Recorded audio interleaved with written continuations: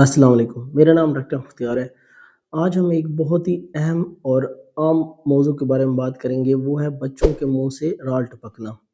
بہت سارے والدین اس وجہ سے پریشان رہتے ہیں کہ ان کے بچوں کے منہ سے ہر وقت رال نکلتی رہتی ہے۔ پیدائش سے لے کر 6 ماہ تک بچے کے منہ سے رال ٹپکنا بالکل نارمل ہے اور بہت عام ہے، کیونکہ 6 ماہ تک بچوں کے جو منہ کے پٹھے ہوتے ہیں، جو مسلز ہوتے ہیں، وہ مضبوط نہیں ہوتے کہ وہ تھوک کو کنٹرول کر سکیں۔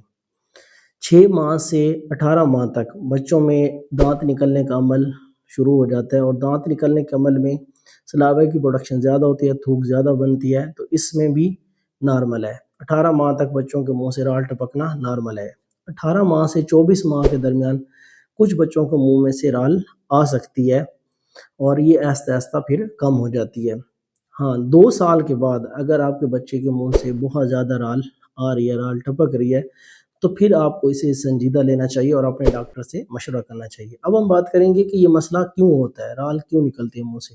چھوٹے بچوں میں تھوک بنانے والے جو غدود ہوتے ہیں، جو سلائیوری گلینڈز ہوتے ہیں، وہ زیادہ فعال ہوتے ہیں، اسی لیے تھوک زیادہ بنتا ہے، اور دانت نکلنے کا عمل بھی اس میں اضافہ کرتا ہے۔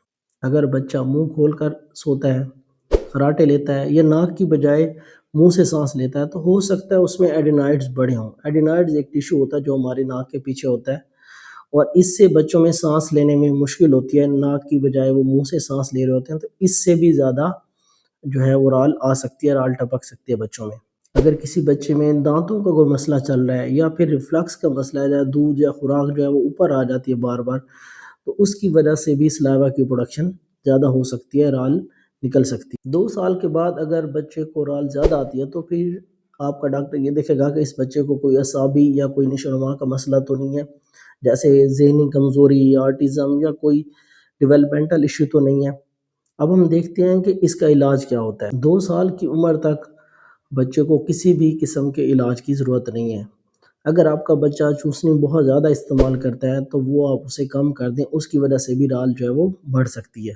اگر رال کی وجہ سے منہ کے ارد گرد خارش یا نشان پڑ رہے ہیں، تو آپ پیٹرولیم جیلی استعمال کر سکتے ہیں، تاکہ جو بچے کی جلد ہے وہ محفوظ رہ سکے۔ 2 سال سے بڑے بچوں میں اگر یہ مسئلہ برقرار رہے، تو ان کو موٹر تھراپی کروائی جاتی ہے، جو کہ اسپیچ تھراپسٹ کرواتے ہیں، جس میں منہ، زبان اور جو آپ کے ہونٹ ہیں، ان کی مختلف مشقیں کروائی جاتی ہیں، تاکہ بچہ جو ہے پراپر طریقے سے، بہتر طریقے سے تھوک کو نگل سکے۔